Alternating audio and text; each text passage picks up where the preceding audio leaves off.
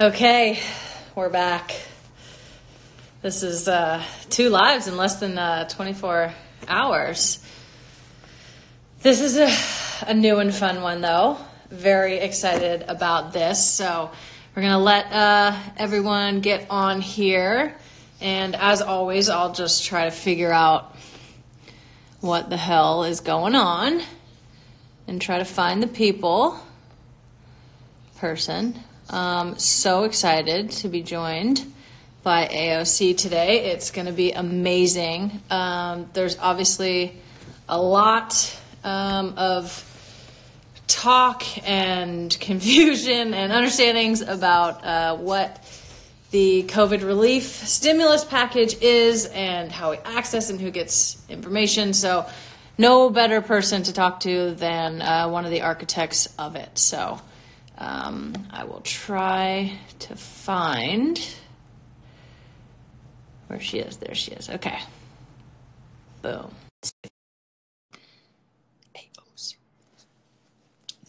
Okay. Here. Hey. Hey. We got it to work. How are you? I'm pretty good. How you doing? Good. Obviously, it's been a crazy couple weeks for everybody, but insane. We were able to pass this bill yesterday, and it's something. So we're making baby steps, baby progress. Insane. I mean, I think I speak for the nation in saying that we're thankful for all of your guys' work, yours in particular. You always have such a strong voice out there. So thank you so much. I was going to put a blazer on because I was like, I'm talking to a politician. Like, I can't be just in my hoodie that I've been in for 5 days, 12 days, 18 days. No, it's okay. Here we are. There are no I know. I was like, you know what? Why am I stressing? I'm just getting on IG Live talking to a congresswoman. So, yeah, okay. I mean, there's so... Well, first of all, how are you? How are you doing? I'm good. We're having a tough time. It's New York City. I represent New York City, and I represent Queens. So obviously we're the hardest hit.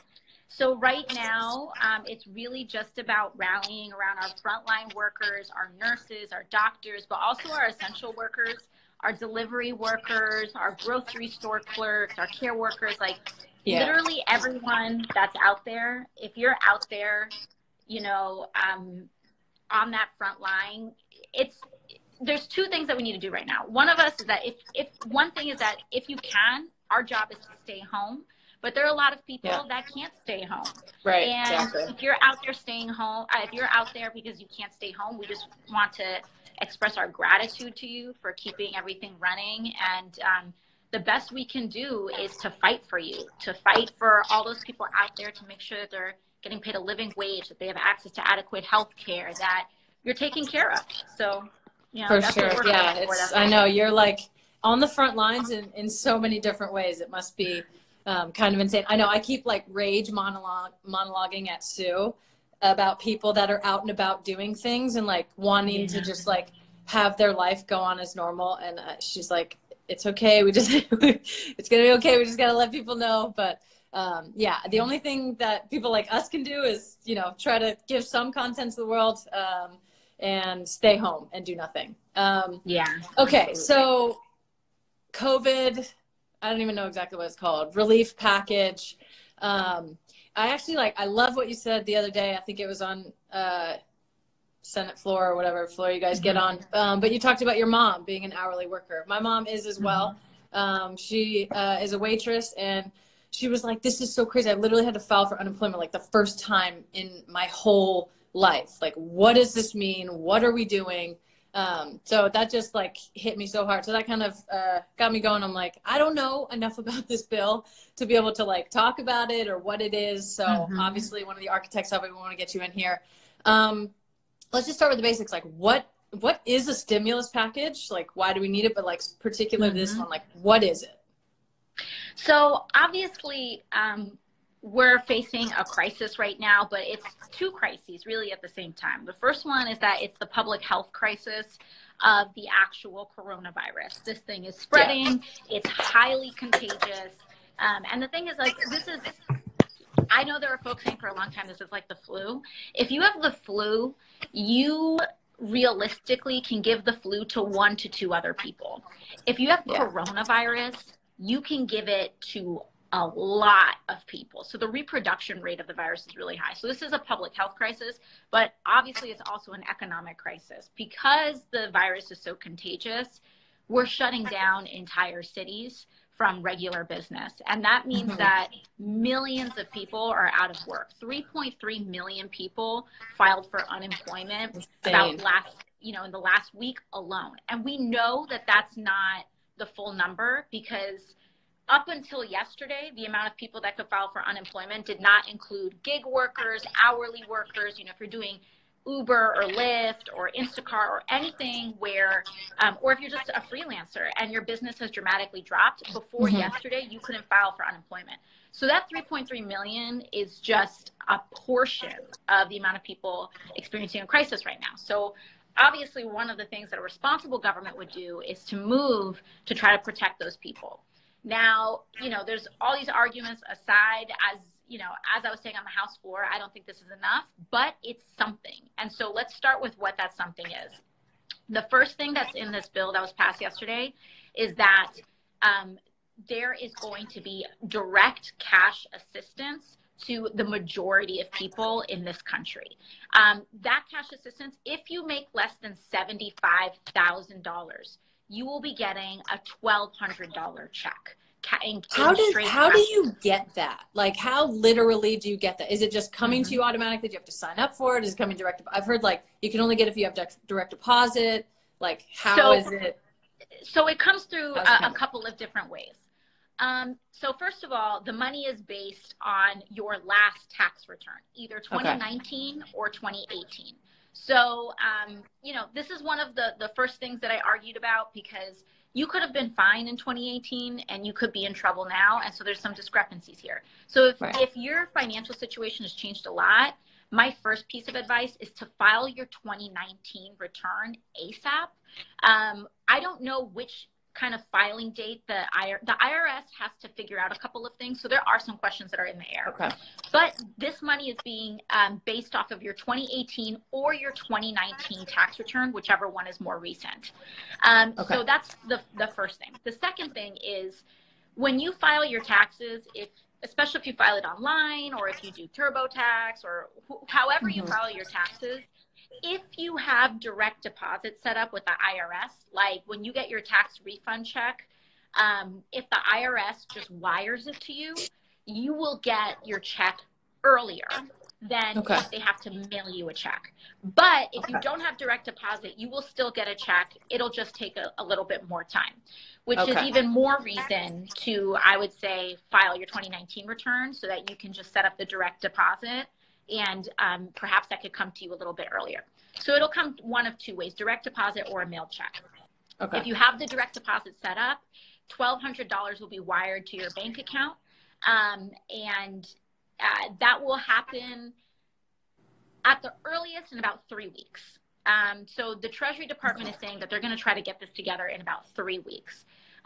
If you do not have direct deposit, it's going to take longer, which is why I'm like hooting and hollering on the floor. Yeah, get online. Need help right now. Yeah, like last week. People need help last week. I mean, it's crazy. And I so appreciate that you're talking about how like your mom is an hourly worker too, because I think sometimes things happen for us really quickly. You know, like I won my primary overnight. I was literally a waitress and, things like that. And you were working, and like all of a sudden it's like so many people realize you're like the GOAT of women's soccer and just, soccer in general. So, but like we're real people, and your mom works an hourly job. Yeah. She's a waitress like I was. And my mom, she works hourly. She's a school secretary. And so now that school's suspended, she's not a salaried employee. She works hourly at a school, and now schools are suddenly closed. And we have to figure out what we're going to do with her too. And so I think people don't realize how many Americans, the majority of Americans, live paycheck to paycheck. And that doesn't mean that you're struggling every single month, but it means that you rely on a certain amount of income every month. And now immediately that stopped. And not only is you lost your job, but you can't go get another job. So many portions of the economy and jobs are just shut down. So people like just need this money immediately. And then, I mean, we're going to get $1,200 each. So, you know, my parents, there's two of them, so they'll get $2,400. And I'm like, okay, well, what happens next month? Because that money's not going to last very long. So what are the other benefits that are packaged in with this for just like the normal average American? Yeah, so the main other benefit that you are getting on top of this is if you are out of work right now, unemployment insurance has been expanded and extended to way more people for more money. So the amount of unemployment insurance that people get in each state varies by the state. So, you know, Florida doesn't really give as much as, say, New York does. But in this bill that was just passed, we are upping the amount that is going to be delivered in unemployment. So it's going to be an additional up to $600 on top of what your state gives you. So it's your state unemployment plus up to $600. And that will come like from the government. And that's going to come from the government as well, but it's going to be administered through your state government. So you have to apply from your, so basically your $1,200 check is coming straight from the U.S. government. Your unemployment check is coming from your state. The federal government is giving the state the money, and then the state will just lump it in one check and give it to you. So that's how unemployment is working. And the other part that we've done in expanding unemployment is not only are you going to get more money, but the amount of people eligible for that money has increased. So all of those folks that have been laid off due to gig work, freelancing work, etc., they previously were ineligible for unemployment insurance. Now you'll be able to apply. Okay, that's what I was wondering too. So all like gig economy and all that, they're taken care of. Is there any sort of provision or protections in for like a student visa or work visa and like undocumented workers, which frankly I think have probably been totally left out of the conversation, but which are, you know, the major gears of this economy and of our society that, you know, people just want to pretend like they aren't, but I'm like, it can't go on without those people. So is there any protections or anything in there for them, or how is that working? So like, again, I've been talking about a lot of the drawbacks in this bill. Literally what we were told from the Republicans, what I've been told in the negotiations with Mitch McConnell and Donald Trump and like all of these folks, is that they said anything for immigrants is a non-starter. So if you are undocumented, they would not pass anything for you. And here's the thing that's important, because a lot of folks are saying like, oh, you know, AOC wants undocumented people to get free checks, as though we are giving money to people who don't contribute to our society. Right. Undocumented immigrants pay taxes. We pay, undocumented people pay like to the tune of $14 billion in taxes. And that means that undocumented people who are making our food, cooking in restaurants, stocking our stores, they pay more in taxes than Facebook does, than Amazon does, than a lot of big banks and GM does. And so, frankly, we're using public money to fund a lot of these corporations that aren't paying into this pot, and we're cutting out people who are paying into this system. So it's really important that we debunk this idea that undocumented people live off of our public systems for free, because we send our kids to public schools on the taxes that undocumented people pay. We send people to the ER, we build our bridges, we build our roads. Undocumented people pay billions and billions of dollars in taxes. They deserve to, and like you said, there are essential workers. They're the folks that are, you know, when we go to the grocery store, and if we're lucky enough to pick up limes or lemons or spinach, they're the folks that are putting that on the shelf. They're the agricultural workers, they're delivery drivers, they're the folks in our grocery stores. And when we order takeout, they are folks that are prepping our food, and they deserve the dignity of that protection too. So that's something that I think needs to be an ongoing fight that we really need to raise our voices about. And if you ever hear, it's an important myth to debunk when people say, you know, oh, why should we give someone why should we give an undocumented person protections because they paid for them. They've paid for it, and they're working, and they're like a vital part of the economy. Is there more conversation? So obviously we passed this package now, and there's certain, the $1,200 and the expanded unemployment. Is there talk of like, we're not going to be open, certainly by Easter or anytime close to that. Is there talk of next month, when we're still in this and still here, to add on? Is there option to add on to this stimulus package if we get down the road and clearly we're not opening up, or expand it in some ways, or it's becoming clear? I think it's probably already clear that this is not going to be enough for the average American. Yes. So the House is pushing for more packages. Okay. In fact, so I sit on the Financial Services Committee with Chairwoman Maxine Waters. And she and myself and a lot of amazing other members, Ayanna Pressley, Katie Porter, Rashida Tlaib, we're all on this committee together. And we drafted actually kind of like a people's bailout. And so we fought for a lot of additional provisions that we're hoping to get into next packages. So one of the things that we're fighting for is $2,000 monthly for people who need help. The other thing that we're fighting for is rent and mortgage payment suspensions, also for people who need help. We want to make sure that people's credit scores aren't getting dinged if you have to miss a payment because of all of this. There's a lot of other provisions that we're fighting for in this bill. There is talk of more packages coming up, but it will only happen if we really start to get loud about it. Because the Senate does not want to pass it. Mitch McConnell they ain't trying to. We would have had $1 trillion more if the tax bill would have been passed next year. One more question that came through a lot. There's a lot of college students that are still claimed by their parents, but they're out of the age range to be, considered kids, but they're not able to get the money. Where do they fall in all of this for their parents and for themselves? So this is a really important conversation for folks to have in their families, especially if your parents have not filed their 2019 yet. If you are claimed as a dependent, there's no money, period. It's a messed up loophole. It's really, really messed up. But if in 2018, if you are claimed as a dependent and you are above 16, there's nothing.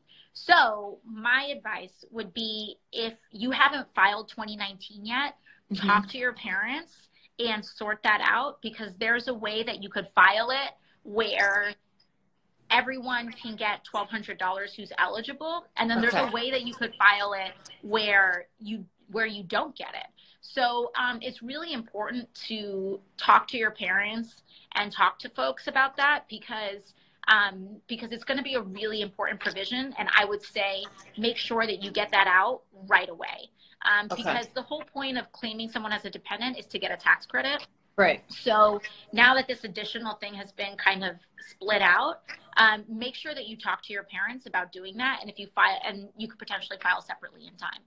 Okay. We also got a lot of questions about small businesses. So there's a lot of money in here for small businesses. It's so confusing to me. I don't understand it all. So the questions we got were like, okay, layoffs versus still paying your employees, and then are you going to get that money back, or should you lay them off? They get that. What's the loan situation? What's the payroll tax? What's the credits?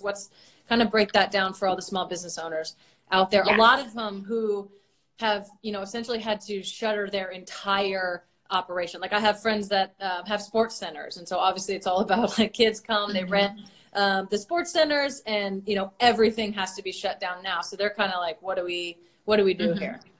So the main form of relief that has been kind of doled out to small businesses, I believe it's around the tune of $300 billion.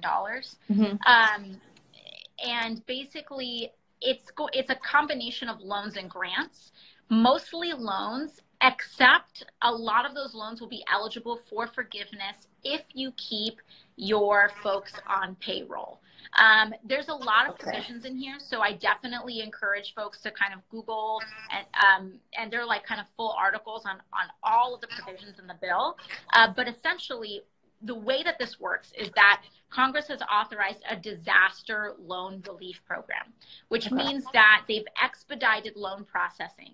So if you are a small business, you can get access to a disaster loan that will help you cover payroll, rent for your business, etc.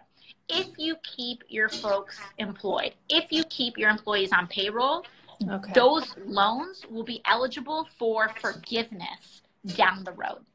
And so, meaning you don't have to pay them off, which means you are eligible to just not pay them off. So it starts off as a loan, and it could essentially roll over into a forgiveness program. But again, there are provisions, and I encourage people to kind of look at the timing of it. It's, you know, how many months it is. I believe it's about until September, but again, I would encourage you to just kind of Google, like there's a bunch of write-ups on the small business provisions, and there's a lot of documents, and I'd be happy to kind of forward them to you afterwards so that folks can really dig in and small business owners can dig in. Definitely. But there is relief. There is relief there. Again, you know, like I think it should be more. I think that we should be really doing a lot more work for small businesses. But I think, you know, the chairwoman, Nidia Velasquez, did so much incredible work in making sure that in really pushing for small business protections in this bill. And if it wasn't for her, I don't even think we would be having this forgiveness. So it starts off, anyways, it starts off as a loan, but it could essentially roll over into a grant. If you make sure that you meet certain provisions like keeping people employed.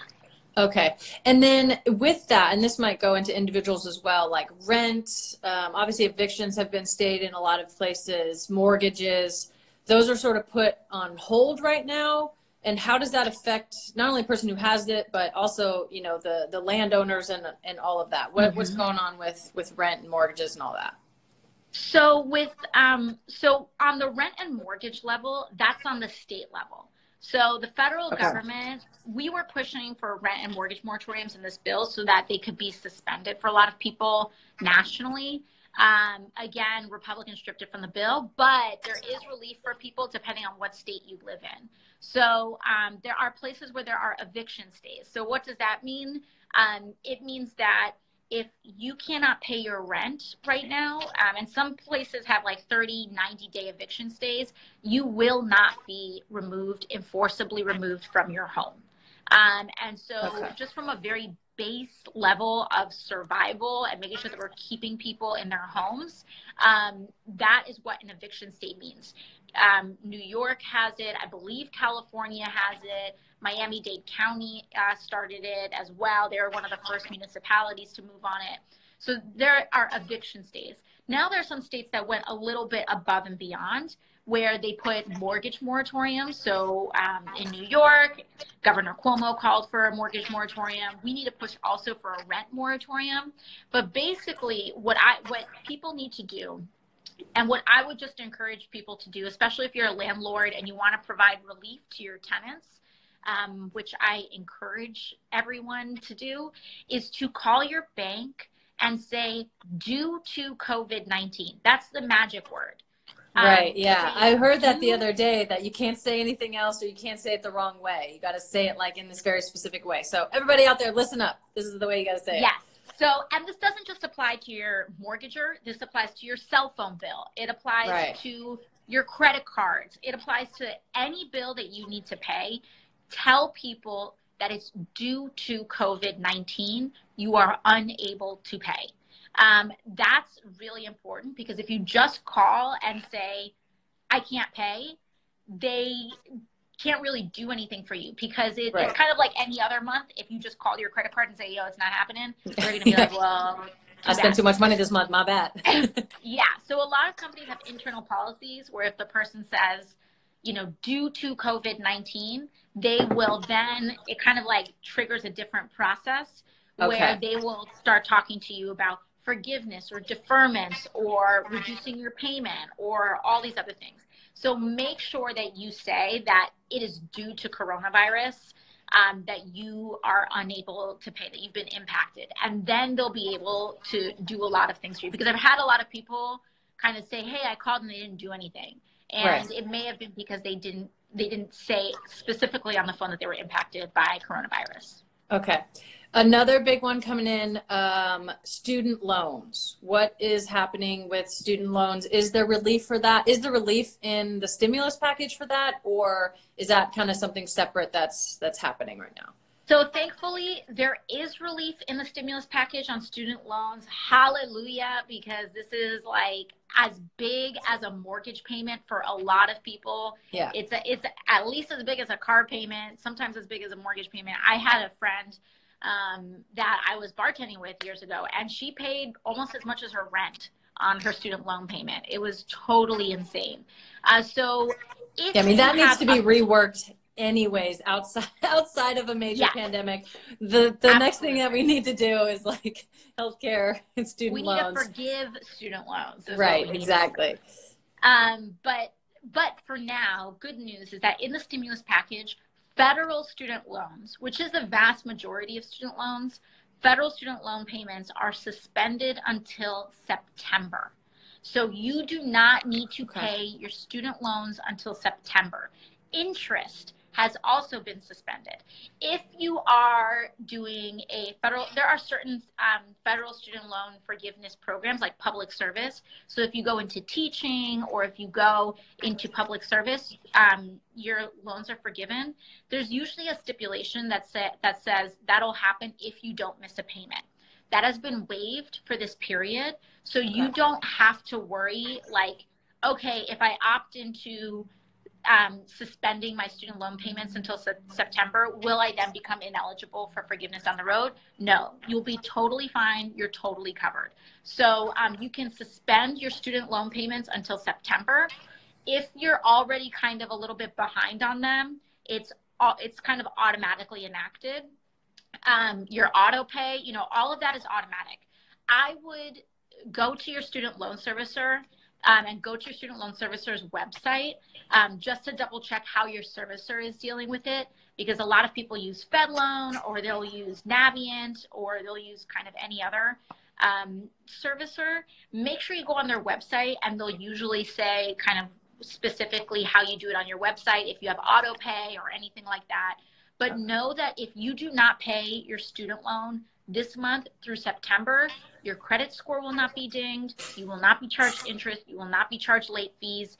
The government is pretty much going to say, we're going to act as though, it's almost as though you've paid it. Like your balance will still be there. Your balance is essentially frozen. But if you don't pay it, nothing will happen to you until September. Okay, cool. Okay, next thing. How did they get $500 billion? Where is the money? Thank you. Okay, I mean, I assume that like corporations might need some money. Like, like I get the small business need money. Like some corporations, this is affecting everyone. Nobody's flying in airplanes, whatever. But like, how on God's earth did we have $500 billion for that? And like, what's the oversight? Where's it going? What's the stipulation? If Elizabeth Warren is not on that oversight committee, just like in there every second, like I'm gonna lead the charge. Where do we sign the petition? We can get it up. But like, talk about the $500 billion bailout money. What kind of regulations? Like, break it down. How did that get in there? We know how it got in there, but like, what's going on? Because I'm pissed. I'm mad about it. Pissed. I'm mad about it because, listen, I understand businesses of all sizes need relief. Sure. I get it.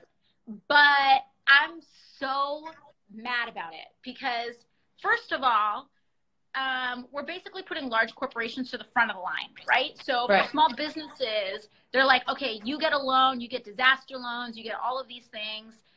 If you run a restaurant, if you do all these things, you still they're trying to expedite the process, but you still need to jump through hoops. You still got to fill out forms. You still got to do loans. You still got to have provisions. You got to figure out how to do it, do the whole thing. Right. For these big businesses, they get a separate fund whose liquidity is just almost immediately available. And that money's going to flow like 5 minutes after that thing was signed, they could start moving on it.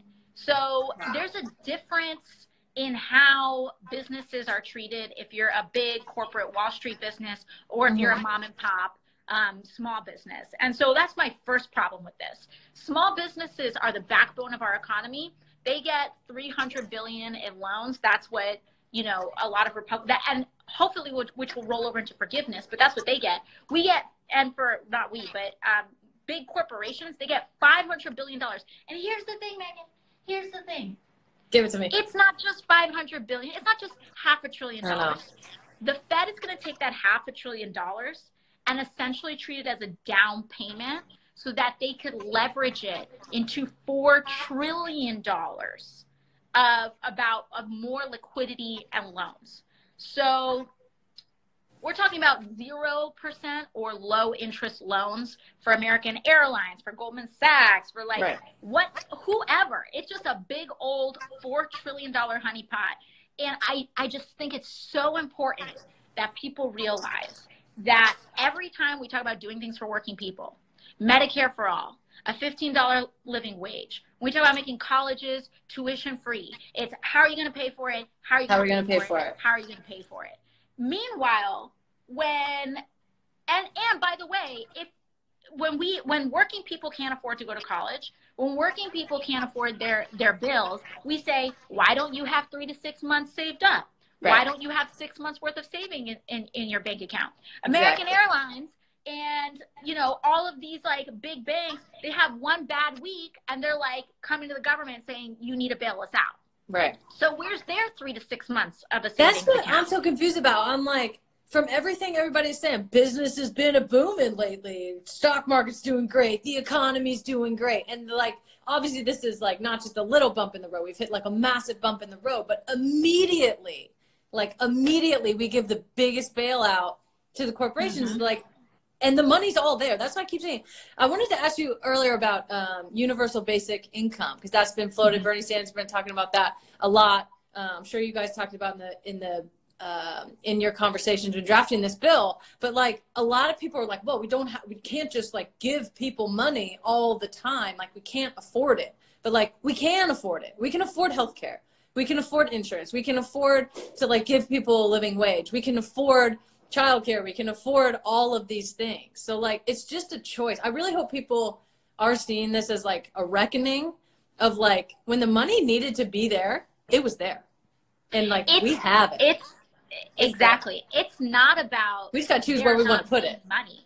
Exactly. It's not that there's not enough money. It's that there's not enough political will. It's that there's not enough people who give a damn about working families enough to treat them and prioritize us on the same level as, you know, as their wealthy donors. And that's ultimately our huge problem.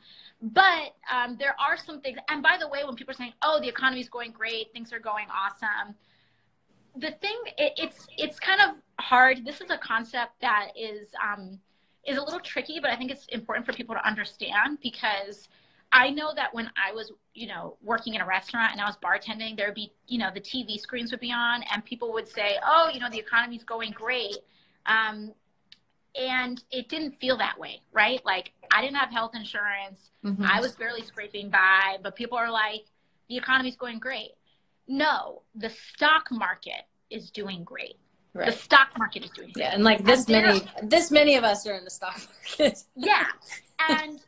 And the thing is that there are so many games that are played to boost stock prices, even when the company isn't legitimately getting more valuable in terms of lived experience, right? So it's like the stock price of a company goes up even though they're not paying their workers more, or the stock price of the company is going up because they're tying their stock prices to increasingly kind of nebulous and ethereal concepts instead of the actual value of what people and companies are providing to society.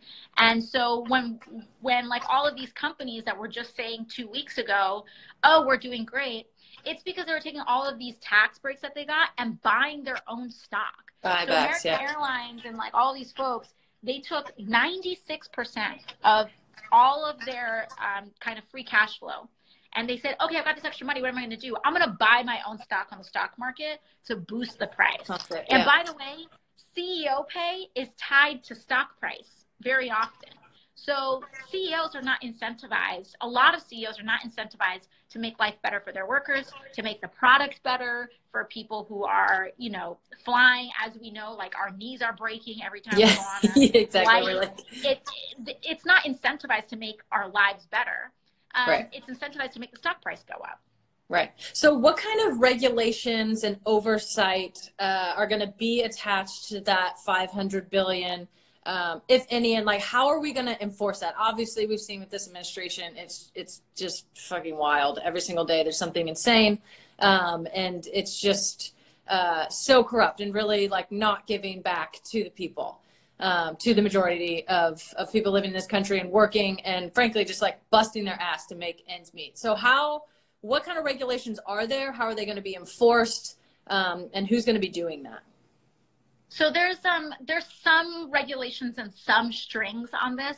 One is that for companies that take this $500 billion that will be leveraged into trillions of dollars, there are provisions that they cannot raise their CEO's pay. So we saw this in 2008 when we bailed out all of these banks and then they gave bailout money to CEOs. So they can't raise CEO pay. They cannot buy back their own stocks for a certain time period, and they cannot lay off workers until about September 30th. I have a lot of problems with that because of 2020 or like 2025 of this year. Thank you. Thank you. Like what? First like 3 months from now? Exactly. So first of all, I think it's kind of just like a slap on the wrist. And by the way, I think it was United Airlines announced like the evening after the bill was signed, they said, oh, we're going to lay off our workers in September. So I think that, you know, they literally took it to the day and they're going to lay off all of these people, which is really upsetting. But so there are some provisions. Also, I think that there's also loopholes put in there to even erode those already not good enough kind of oversight provisions. And also, here's the big problem, is that Steve Mnuchin, who's Trump's Treasury Secretary, gets pretty much final say on the disbursement of all of these funds. So now we have this huge corrupt pay-for-play situation where if you kind of the administration a little bit, they'll give you a little very clear. back. Yeah, exactly. Yeah. And importantly, they can also deny other companies from preferential treatment and other municipalities as well. So there's a whole lot of problems with it. The oversight provisions, in addition to that, are also just like not good enough either. But there are two things. One is that Congress said, okay, we want to appoint an inspector general. So each agency in the government, whether it's the IRS or whether it's DHS, whether it's FEMA, there's this one kind of person that's known as an inspector general whose job it is to just look around and see if there's any funny business going on. And they report to Congress. And so there's an inspector general who is appointed to this fund. In his signing statement that Trump made when he signed this thing, he said, I'm not going to pay attention to that. So that's going to be a fight already. And the second thing, as you mentioned, is that there's this 5-person panel, oversight panel, that is set up to look at the administration of this $500 billion. Now, who are those 5 people? They kind of gamed it out where the Speaker of the House, Nancy Pelosi, gets to appoint one person. Chuck Schumer gets to appoint one person. Mitch McConnell gets to appoint one person. And Kevin McCarthy gets to appoint one person. And that 5th person is kind of a compromise between, I believe, Mitch McConnell and Nancy Pelosi. So those are the 5 people that are going to make it up. And that's who gets to appoint them. It could be members of Congress. It could be other people that are appointed to this. But, you know, I think that we can put bulldogs on there, but my only issue is I don't think 5 people are enough to look at what's happening to $4 trillion. As brilliant as those people could be. But also, they don't get say. So what they do is like they can try to see what's happening, but they can't tell the administration, no, you can't do this. Do this they or can't do that. block Right. it. They They have, don't give permission. They literally just kind of like look and tell us what's happening, but they can't stop what's happening. So there's a lot of problems, but those are the things that are in there. Okay. All right. Getting back to the bill, what are the misconceptions about the bill? What's the average person sort of getting wrong? How good is this bill? And like what are the misconceptions about it? And what should people know about it that we maybe don't know about it?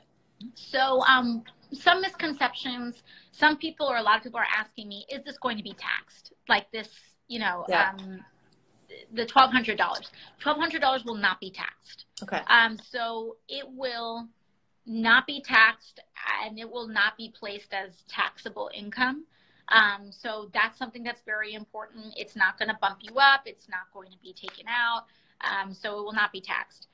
Secondly, you know, people say, okay, it's for people making $75,000. What if I make $75,001? It doesn't go from 1,200 to zero. It doesn't just like cut off like that. There are steps down. So it goes down by about like $100 increments, I think. Okay. But it goes down by increments and up to $99,000. So if you're basically making 99,000 or about 100 grand, that's when you get zero. But it's basically, it starts at $1,200 and then it steps down until about $99,000 per year. It gets doubled for couples. So if you are part of a couple, each person gets a $1,200 check. And that's how that works. Is this a good bill? I mean, here's the thing. 2/3 of the government are controlled by Republicans right now. So I give this bill. It's about 1/3 good. 1/3 trying to do their best, given the situation. Yeah. So I think accordingly, you know, it's 2/3 not great, 1/3 all right. And so I give this bill, if I'm being generous, I'm giving it like a C-. Yeah. But, and I'm just keeping it real with everybody, because the fact of the matter is that elections matter. And when you have a president when you have a president that's uninterested in giving more, when you have a Senate that's uninterested in giving more, it's really, really, really, really hard to get a good bill passed. And so keep that in mind. Make sure y'all's voter registration is up to date and that you turn out this year, because that's the only way that this situation changes. Yeah, I think that's like some big takeaways that I have from this is like, shout out Stacey Abrams, get your census done. Let's get the federal money everywhere that it can be and get everybody counted. And then the elections are huge. I think, you know, once again, we've seen, you know, not only, I mean, in the face of no crisis it's like this, but really in the face of a crisis like we've really never seen before in our lifetime, where people are struggling and they're scared and they don't know what to do and they need help.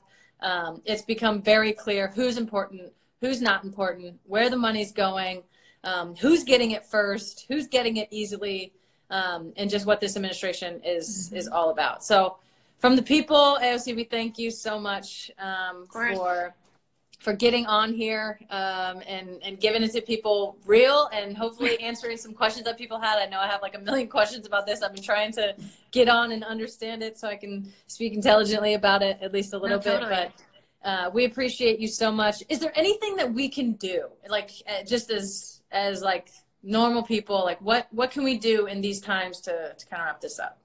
Yeah, totally. Well, you mentioned one super duper important thing, which is we're all stuck in our house.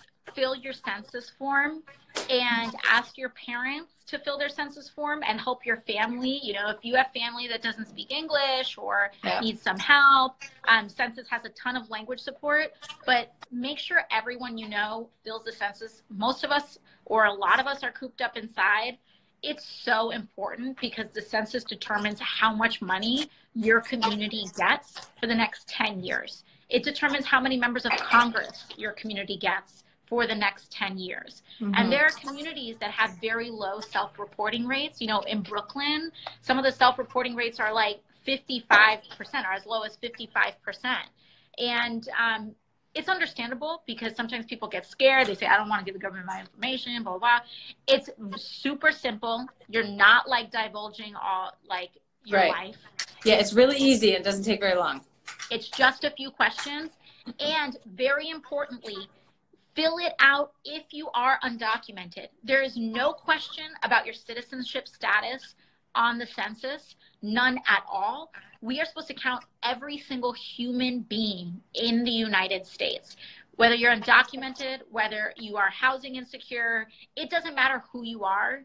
You matter, your life matters, and counting you, make sure that we are apportioning representation and funding and resources to you and your community. And, you know, for a lot of people that say, hey, like, the books in my school are torn up. We have 30 kids to a classroom. A lot of times that happens in communities where the census has undercounted people. And so literally, like, there aren't enough resources for there isn't a lot of school funding, because the government literally doesn't know that your kid exists. So make sure that you fill out the census. Kids are actually one of the most undercounted populations, children under 5. So make sure that you're counting kids. And also, you know, if you're free, if you're able, we did a training on mutual aid, you know, from our campaign. Basically, if you're able to help people, put up a sign on your door if you live in an apartment building, or put it on your mailbox, say, hey, like, I'm willing to go on a grocery run for you, or I'm willing to watch your kids for you for an evening. If you need to go out and go grocery shopping yourself, check in on the elderly folks in your community. Sometimes just give them a call. You know, social isolation is a very difficult thing for a lot of people. And so make sure you're just, sometimes all that your elderly neighbors need is just to talk to somebody. And we've been doing phone banking in our campaign. Like, you can just go to ocasio-cortez.com/events, and we do events where we just call people and check in on them. And sometimes people just want to talk to someone. And that really helps too, a lot. I love that. I know. I think one thing that I've realized out of all this is just how important, like, those social relationships are, and that community is to us. I think, like, before this, it was, you know, we just get so caught up in our lives and this is that, but like, what's everybody going back to right now? They're going to FaceTime. They're going to Zoom. They're having the conversations with each other. They miss each other. They just want to, like, have that sense of community. And so I feel like that's just such a huge thing. Just check in on people, do everything that you can, keep yourself safe, keep everyone else safe. Again, to all the people on the front line, healthcare workers, doctors, nurses, people who clean the hospitals, everyone who, you know, is setting up a whole new hospital at the Javits Center, to all of the gig workers out there still delivering us all our things and keeping this world going. There's no amount of thank yous in the world for you guys. We owe you everything. And again, thank you so much for coming on. This was so much fun. Thank you. Thanks for giving it to us real. Everybody, vote in November. We would have had a better COVID relief package. Please change who I work with. The money is there. The money is there. Bye. Bye-bye. Okay, how do I do it? Okay. See, I know it doesn't. No. Yeah, it'll pop up. Hold on. Just said she did it. I'm just going to FaceTime her because I don't want to fuck this up. I feel like it's end and then it's up there. All right, do it. Because only there's no choice. Otherwise, you just record the way you did it.